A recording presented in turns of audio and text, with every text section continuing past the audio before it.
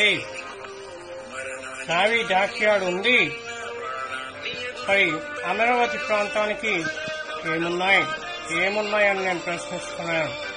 నాగార్జున విశ్వవిద్యాలయం, Vijayawada thermal plant, power station తప్ప ఏమున్నాయి?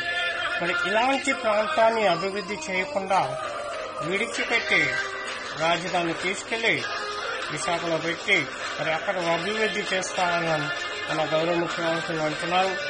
ఎంతవరకు కరెక్ట్ అని మరి నేను ప్రశ్నిస్తున్నాను. దయచేసి ఆలోచించుకోండి. పైగా దాన్ని అభివృద్ధి వికేంద్రీకరణ అని అంటున్నారు. ఇదేమి అభివృద్ధి వికేంద్రీకరణని నేను ప్రశ్నిస్తున్నాను. ఇదేమి సమన్యాయం? దయచేసి ఆలోచించుకోండి.